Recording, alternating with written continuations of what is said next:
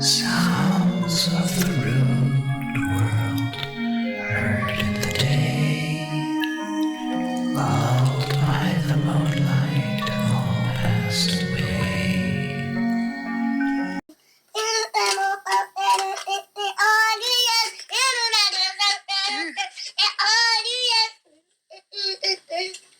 Oh, to tell you don't know. You don't know the beautiful. That's what makes you beautiful. On January 17, 2020, police responded to a 911 call at the home of NYPD officer Michael Valva and his fiancée Angela POLLINA in the East Mauritius, Long Island. The caller stated that 8-year-old Thomas Valva, who had autism, had fallen in the driveway. Police soon learned that it was way more evil than that. The night before he died, Thomas and his brother were forced to sleep on the concrete floor of their family's unheated garage while outside temperatures plummeted to 19 degrees. Thomas's body temperature was 76 degrees at the time of his death in the hospital. On that morning, Thomas and his brother had no heat, no bathroom access, no mattress or blankets, and after waking up on the cold cement floor of that garage, Thomas had an accident and soiled his pants. Michael sent him outside in the sub-freezing temperature where he was hosed down with water, and Thomas lost consciousness and fell face first onto a concrete patio several times. Michael called 911 for help, but not till an hour later. Okay. CPR. County Fire Rescue number 50. What's the address of the emergency? 11 Bittersweet Lane, Center Mauritius, New York, 11934. 11 Bittersweet, nearest street on the corner? Yes. Are you also Barberry? Sir, what's your name? My name is Michael. I'm a police officer with the City of New York. My son, I don't know if he's breathing or not. I don't know if his heart stopped. He fell down on his way to the bus. He banged his head pretty good. I brought him in, and I'm doing CPR right now. All right. How old is he? 8 years old. Okay. Do you need any instructions, sir? I just need somebody to get here. A chilling recording obtained by the police records was of Michael mocking his dying son, who repeatedly fell when trying to walk. He jeered, "Oh, are you cold? Boo effing who?"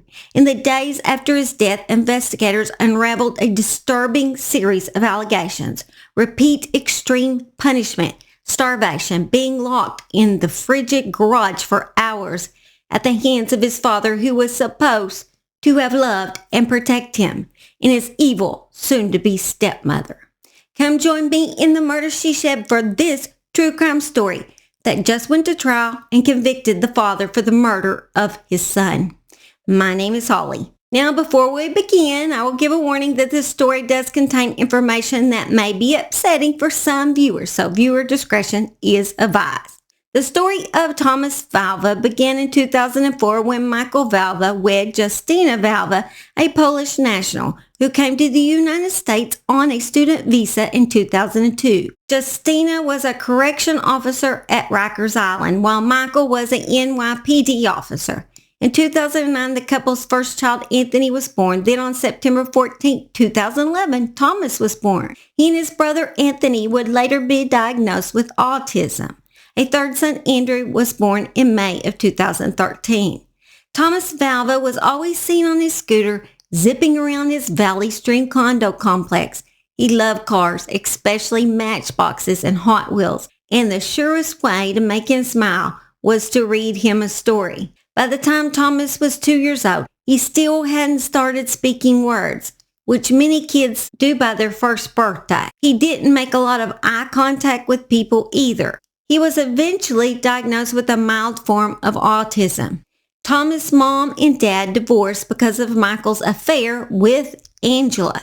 Thomas was 4 years old when his father moved out of the house in late 2015 and settled down with Angela and her 3 daughters in a huge fancy house. In September 2017, a judge initially awarded temporary custody of the children to Michael after their divorce, which turned out to not be temporary since it lasted for over 2 years until Thomas' death. Justina eventually obtained at least some weekend visitation rights.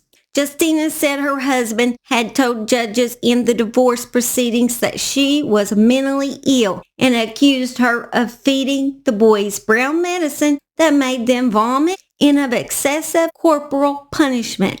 Although as a correction officer, she passed every clearance to get her job. She went through the most detailed evaluation. It showed that she was a person without mental illness, able to perform the job without any restrictions or concerns. And I know since my husband is a fireman, he had to pass all these mental tests too. And they are very strict on those mental tests. So I know that had to be the truth, that she had to go through some pretty pressing mental exams to be able to even pass that. So she had to be healthy. She had to have a healthy mind in order to do what she was doing. So I'm not sure why that wasn't taken into consideration with the judges and everyone that was in this case. I'm not sure. Justina spent years crying out to child welfare agencies, family court, and police that her estranged husband was abusing the boys. At the time, she even said not only physically, mentally, but also SAing the boys, which that case was never proven that the boys were being SA'd. Justina tried to spread the word via a Twitter account titled Stand Against Child Abuse that included documents and audio and video evidence she said proved that her boys were being abused by their father. Here are some heartbreaking videos of the young boys discussing their abuse that their mother would record when the boys would have visitations with her. Daddy said to me that I can't listen to you and can't hug you. And I'm saying I love you, Mommy, and miss you, Mommy. Why? I don't know why. What's gonna happen if you tell me that you love me and miss me and you give me a kiss and a hug? What's gonna happen? And then Daddy's gonna pull me outside. Outside? Yes. Where? In the backyard. Where in the backyard? Mommy, over there. What's in the backyard? Cars. Why she wants you to push me down? Because take a parking spot. She wants you to be dead. She wants me to be dead? Yeah. She said that to you? Yes. What did she say? She said, let Mommy be dead. She told you that she wants me to be dead? Yeah. Oh no. After allegations were made, a caseworker would come in and take one of the boys upstairs to talk in private. But unknown to the caseworker, the house was full of video cameras. So Michael and Angela would secretly videotape the interview and let the children know they could hear everything that they had said to the caseworker. I believe that if possible, these children should be taken to the park, or they should have been taken out to eat, to McDonald's. I don't know if they can do that, or even just outside the door, because I imagine a lot of people might have video cameras inside their house. So it'd be safer for the child if they were taken in a different location other than inside that house. Angela forced the boys to call her mommy and once threw and dragged Thomas down the stairs. Thomas came to school so soiled one day that the urine was swishing in his sneakers. School officials would wait for extended periods of time for Angela to even bring any clean clothes up to the school. They were slapped and punched and carried by the wrists with their feet not touching the floor. The children were forced to sleep in the garage that had no access to a bathroom. The garage was often referred to as the children's room. On November 16, 2019, after finding out his son soiled his pants, Michael texts Angela, "I'll beat them up again. Talking don't work. Maybe a bloody face will. He already peed. No problem. I'll be kicking his again.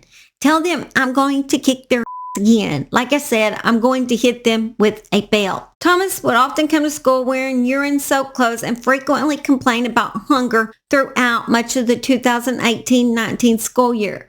Thomas also ate the discarded food off of his classmates from the trash can, even picking up crumbs off the floor. That is so sad. So very sad. One of Thomas's teachers in May 2019 told CPS that Thomas had come to school with a bruise on his forehead. He told her that he received this bruise after his father threw his backpack that had a plant from a school sale inside the backpack, and he threw it at him. More than a dozen calls were made to child protection hotlines. They appeared to have come from worried school officials and teachers expressing concerns for the children. Anthony and Thomas had stated they were not allowed to even eat breakfast before they went to school because they did not use their manners. Both boys were coming into school with visible dirt on their bodies for days in a row. In another instance, the boys arrived carrying urine-soaked backpacks. Anthony arrived at an interview walking bent over at the waist and complaining his backside was sore. His school reported that he arrived with injuries so severe from beatings that officials needed to ice down this little boy's butt and upper thighs. A judge indicated that Anthony said that his father told him to say he does not get hit at his house. They were constantly being coached what to say by Michael and Angela. They would tell the boys to say their mom was abusive and not them. Who do you want to live with? Diane. There you go, buddy. I want to live with Daddy. I want to see Daddy. I want to see with Daddy. Mommy, you're not nice.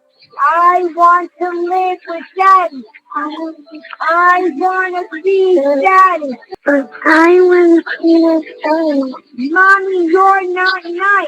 Mommy, you're not nice. Mommy, you're not nice.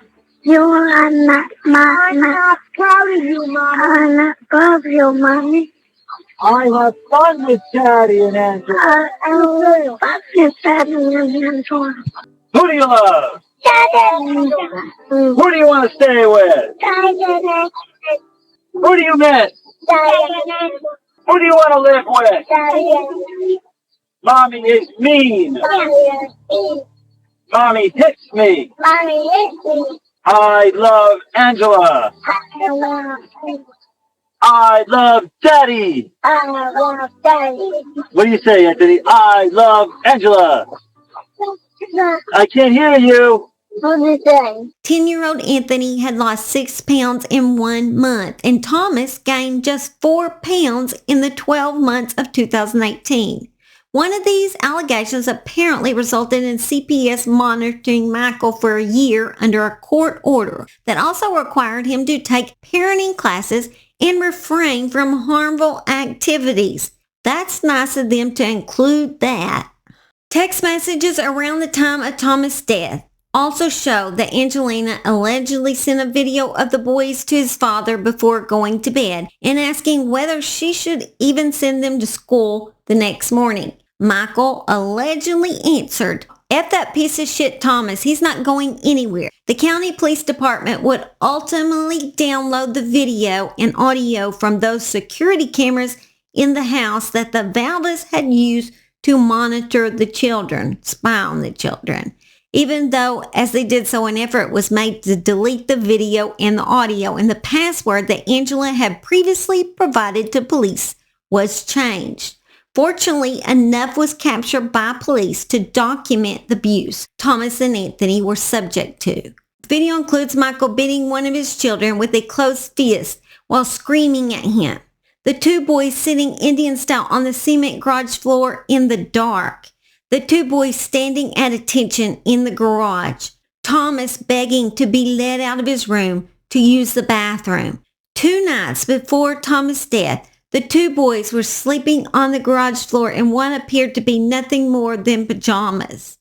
Thomas shivering and shaking and holding himself because he needed to use the bathroom so bad, looked into the camera with pleading eyes for someone to help him. In clipped recordings less than an hour before Thomas died, Michael yelled at his son, "GDU, get up, F and slob, get up," after being squirted off with the hose on the day of his death outside in that 19-degree weather to get the urine off of him. Thomas and his brother, who were left all night shivering in the garage and was so cold that he could not even stand up, After Thomas walked back into the garage, the poor little boy fell again. Michael was heard yelling, "Effing moron, I told him to stand up. Wash yourself." What does he do? He head dives into the effing concrete. One of the other children asked why Thomas couldn't stand up.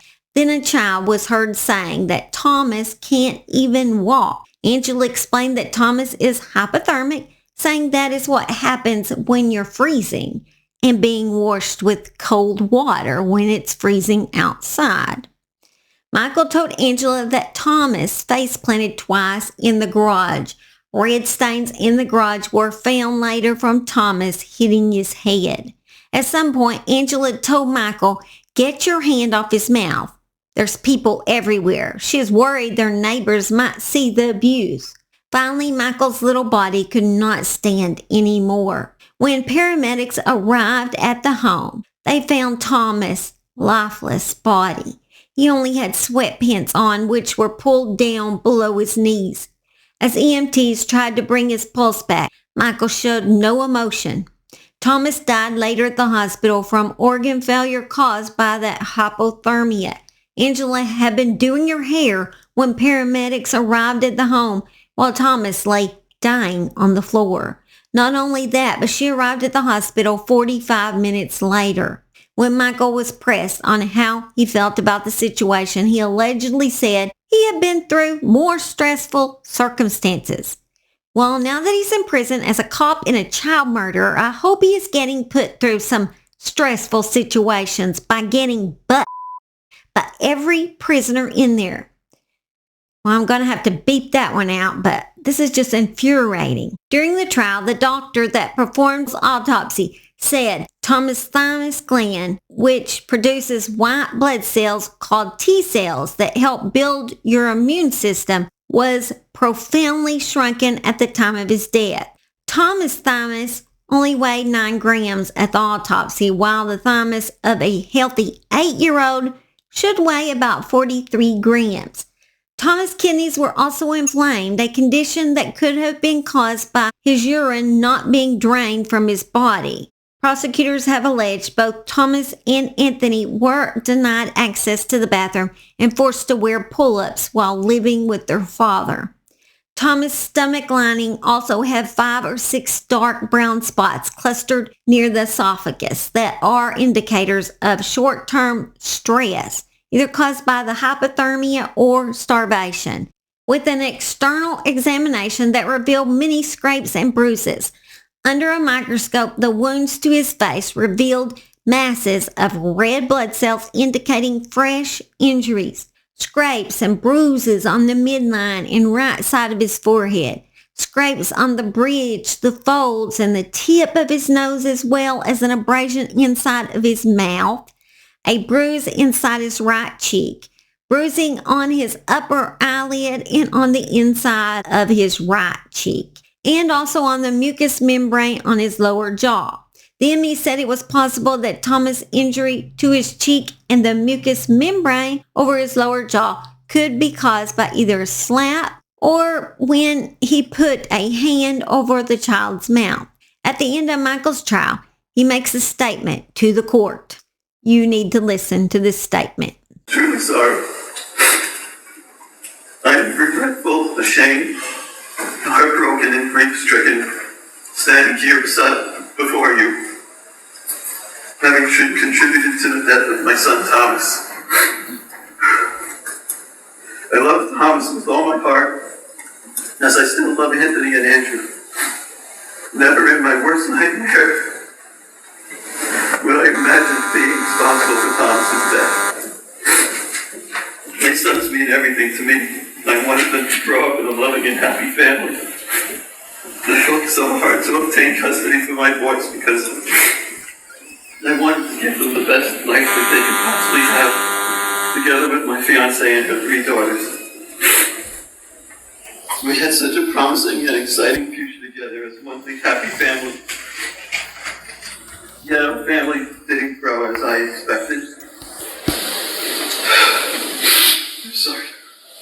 As it became more and more difficult to all live together, I terribly failed my boys instead. of providing them with unconditional love, support, and a home that was safe, comfortable, and nurturing. My actions were neglectful and abusive to my boys, resulting in the tragic death of Thomas.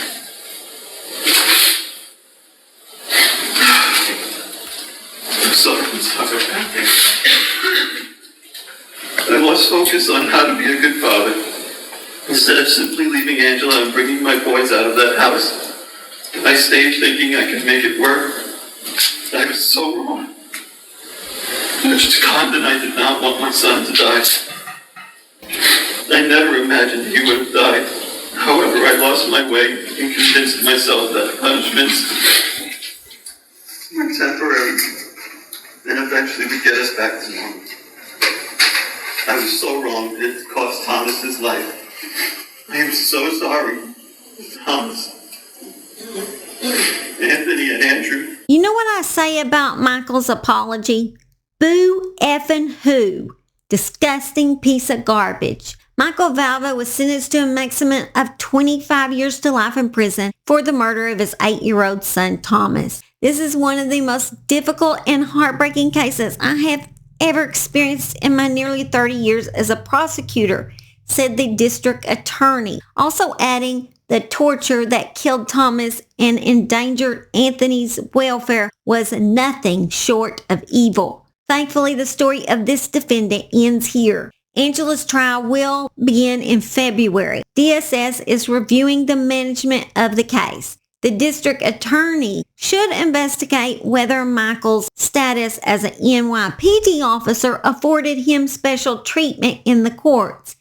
And the Office of Court Administration must review the actions of the family, court judges, and others in the judicial process charged with looking out for Thomas's welfare. Justina has filed a $200 million lawsuit against an array of Long Island officials, claiming she said for 3 years that her 3 young children were in danger and nothing was done. She stated she was not believed due to her husband claiming that she had a mental illness, and also said she was a liar. Another heartbreaking case about a young child that was murdered by the hands of those that were supposed to love and protect him. This video I'm showing of his brother at Thomas's gravesite is a tearjerker. This video had me in tears. I do pray for these little boys and their mother as they continue to recover. I wish you were alive. You wouldn't have died like this if it wasn't for the parents that were bad to you. I wish you were alive so we could spend time with Mom in heaven and have a good life. I'm really sorry that this happened to you. I'll miss you. Rest in peace, my big brother. All right, guys, I can't leave you with depression, so I had to add some bloopers to get you out of all the sadness. This Southern gal loves y'all, and I've had a lot of new subscribers lately, and I want to thank those that have been here in the past and the new ones, and I thank you for all your love and support out there, and I hope you come back and visit me in the murder she shed.